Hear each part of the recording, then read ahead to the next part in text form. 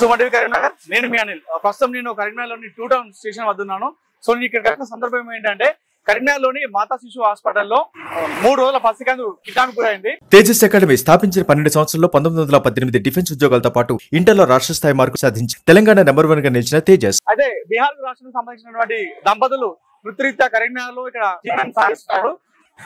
కరీంనగర్లో ఆ మహిళ ప్రసవం కోసం కరీంనగర్ మాతా శిశు హాస్పిటల్లో జనాభాగా అదే నిన్న ఏదో 2 టౌన్ స్టేషన్ పరిధిలోకి ఒక కంప్లైంట్ రావడం జరిగింది. అదేంటంటే 3 రోజుల పసికందును ఎవరో కిడ్నాప్ చేసినట్టుగా కంప్లైంట్ రావడం జరిగింది. సో ఆ కంప్లైంట్ తీసుకున్నటువంటి పోలీసులు 24 గంటలు గడవక ముందే దాన్ని చాకచక్యంగా పట్టుకోవడం జరిగింది. అసలు ఆ కిడ్నాప్ ఎలా జరిగింది, ఆ పోలీసులు వాళ్ళు ఎలా పట్టుకున్న విషయాన్ని మనం తెలుసుకునే ప్రయత్నం చేద్దాం.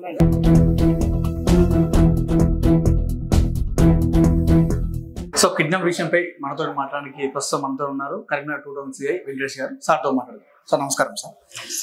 సార్ 3 రోజుల పాప కిడ్నాప్ అసలు ఏం జరిగింది, ఎలా జరిగింది కిడ్నాప్? యాక్చువల్గా 18th రోజు మనకి నిన్నటి రోజు 18th రోజు మధ్యాహ్నం టైం లోపల 1 o'clock ఆ ప్రాంతంలో మాకు హాస్పిటల్ నుంచి ఇన్ఫర్మేషన్ వచ్చింది, ఒక పాప కిడ్నాప్ అయింది, మిస్ అయింది అని చెప్పి. ఇమీడియట్ గా మేము అక్కడ వెళ్ళడం జరిగింది. పాప వాళ్ళది పేరెంట్స్ బీహార్, వాళ్ళు అక్కడ నుంచి మైగ్రేట్ అయ్యి వచ్చి ఇక్కడ ఆసిఫ్ నగర్ బాబుపేట దగ్గర పనిచేస్తారు. డెలివరీ కోసం మన మాతా శిశు కేంద్రం కరీంనగర్ రావడం జరిగింది. ఆ డెలివరీ అయ్యి 16th రోజు మార్నింగ్ జరిగిన డెలివరీ. ఈ తర్వాత పేరెంట్స్ ఎవరైతే ఉన్నారో ఫాదర్, మదర్ అండ్ ఒక వాళ్ళ అన్న కొడుకు, ఒక 10 years బాబు ఒక నడవలేదు. ఫాదర్ అంటే కొంచెం ఆల్కహాల్ అడిక్టెడ్, పెద్ద పట్టించుకోకుండా ఉంటాడు. ఆ 10 years బాబే కేర్ టేకింగ్ చూసుకుంటాడు. మదర్ ఏమో హాస్పిటల్లో ఉంది. వాళ్ళు ఉన్న టైం లోపల నిన్న మార్నింగ్ 10 o'clock ఆ టైం లోపల ఒక మహిళ, గుర్తు తెలియని మహిళ వచ్చి ఈ హాస్పిటల్లో కొంచెం అటు ఇటు తిరిగి చూసి అబ్జర్వ్ చేసి ఈ బాబు దగ్గర ఉన్నది పాప, ఆ బాబుకి కొంచెం ఏదో లూజ్ చేసేసి ఆ పాపను తీసుకొని వెళ్ళిపోయింది. సో మీకు కంప్లైంట్ ఎప్పుడు వచ్చింది సార్? మాకు నిన్న 1:30కి కంప్లైంట్ వచ్చింది. అంటే కిడ్నాప్ నిన్ననే జరిగిందా లేదంటే ముందుకు ఏం జరిగిందా? ఆలస్యంగా 18th రోజు మార్నింగ్ 10 o'clock జరిగింది. 10 o'clock జరిగిన తర్వాత మాకు ఇన్ఫర్మేషన్ రావడం, వాళ్ళు ఇవ్వడం, హాస్పిటల్ నుంచి 1 o'clock ఇన్ఫర్మేషన్ వచ్చింది. వాళ్ళ పేరెంట్స్ 1:30 కంప్లైంట్ ఇచ్చారు. వాళ్ళ కంప్లైంట్ ఇచ్చేంత వరకు మేము చూడకుండా ఇమీడియట్ గా మాకు వచ్చిన ఇన్ఫర్మేషన్ పైన మేము వెళ్ళి వెరిఫై చేయడం జరిగింది.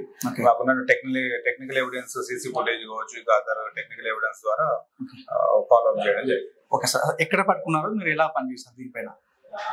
యాక్చువల్లీ మేము వెళ్ళిన తర్వాత ఇమీడియట్ గా వాళ్ళు బిఫోర్ అక్కడ సీసీ ఫుటేజ్ ఉంది మనకి. సీసీ ఫుటేజ్ చూస్తే ఒక మహిళ 35 to 40 years ఏజ్ ఉన్నటువంటి ఒక మహిళ బాబు దగ్గరకు వచ్చి బాబుని కొంచెం లూజ్ చేసి తన్ని చిన్న పాప 3 days బేబీని, ఫీమేల్ బేబీ, ఆమె తీసుకెళ్ళినట్టుగా మనకు క్లియర్ కనపడుతుంది. తీసుకెళ్లి ఆమె బై వాక్ హాస్పిటల్ నుంచి వెళ్ళిపోయింది. ఒక 1/2 kilometer వైపు అట్లా గల్లీలలో వెళ్ళిపోయింది, అంటే డైవర్ట్ చేయడానికి మేబీ వెళ్ళిపోయిన తర్వాత అక్కడ నుంచి ఒక ఆటోలో వెళ్ళింది. మేము సీసీ ఫుటేజ్ ద్వారా ఇదంతా ఒక సీక్వెన్స్ వైజ్ గా ఫాలో అప్ చేయడం జరిగింది.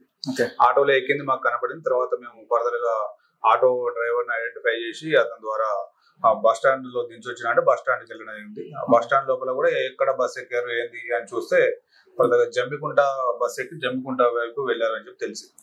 అలా ఫాలో అప్ చేసుకుంటూ వెళ్తే జమ్మికుంట ఎంటర్ కంటే ముందే ఒక దగ్గర దిగిపోయారు. అక్కడ కూడా మేము టెక్నికల్ ఎవిడెన్స్ ద్వారా క్యాచ్ చేసి ఆ ఫోటో, సీసీ ఫుటేజ్ ద్వారా మాకు వచ్చినటువంటి ఫోటో ఏదైతుందో అక్కడ కొంతమందికి చూపించి అలా వెతికే క్రమం లోపల మేము ఈ ఫోటో చూసిన వాళ్ళు కొంతమంది మేము వైరల్ చేయడం ద్వారా గుర్తించిన వాళ్ళు కొంతమంది ఉన్నారు. ఒకరు మాకు ఇట్లా డౌట్ ఉంది అని చెప్తే మేము కన్ఫర్మ్ చేసుకున్నాం. కన్ఫర్మ్ చేసుకుంటే ఆ రకంగా పర్సన్ ఐడెంటిఫై అయ్యారు. ఆ పర్సన్ ఎక్కడ ఉన్నారో అని చెప్పి వెతుక్కుంటూ వెళ్తే జమ్మికొండలో ఒక డాక్టర్ ఉంటాడు, ఒక BAMS డాక్టర్ దగ్గరికి వెళ్ళింది అని తెలిసింది. ఆ డాక్టర్ పేరు ఎర్రంరాజు జక్కంరాజు. అతని దగ్గరికి మాకు పిల్లలు లేరు అన్న రీజన్ తోటి పిల్లల కోసం అతని దగ్గరికి వెళ్తే ఎక్కడైనా పెద్ద హాస్పిటల్కి వెళ్ళి తెచ్చుకో, కరీంనగర్ లేదంటే వరంగల్ అని చెప్పి గైడ్ చేయడం జరిగింది కదా. అతని సలహా మేరకు ఈమె కరీంనగర్ హాస్పిటల్కి వచ్చి ఒక ప్లాన్ ప్రకారం కిడ్నాప్ చేసుకొని పోయింది.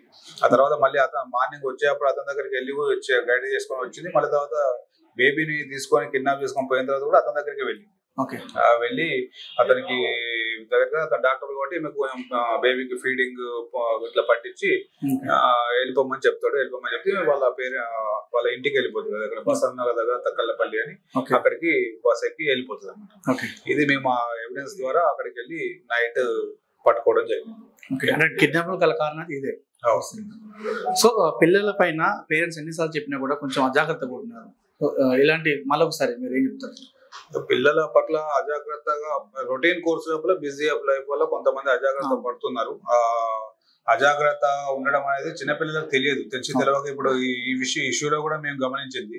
10 years బాబుకు 3 days బేబీని కేర్ టేకింగ్ గా పెట్టడం ద్వారా ఈ ఇన్సిడెంట్ జరిగింది. యాక్చువల్ గా ఆమె వచ్చిన పర్పస్ ఎవరో ఒకరిని తీసుకెళ్దామని వచ్చింది.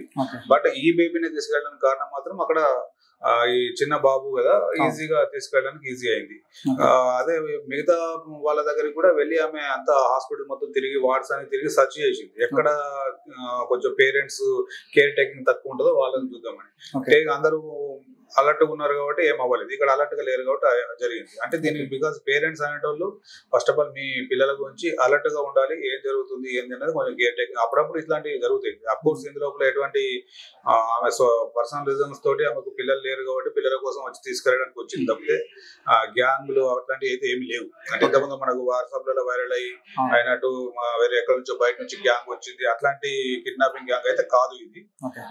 ఆమె పర్సనల్ రీజన్ వల్ల పర్సనల్ గా జరిగినటువంటి ఇన్సిడెంట్ ఇది. బట్ ఇట్లాంటివి కూడా జరగకుండా ఉండాలి అంటే పేరెంట్స్ అలర్ట్ గా ఉంటే జరగదు. ఇక్కడ కొంచెం పిల్లల పైన కేర్ టేకింగ్ ఎంత బిజీ ఉన్నా కొంచెం కేర్ తీసుకున్నప్పుడు ఇలాంటివి మనం నివారించవచ్చు.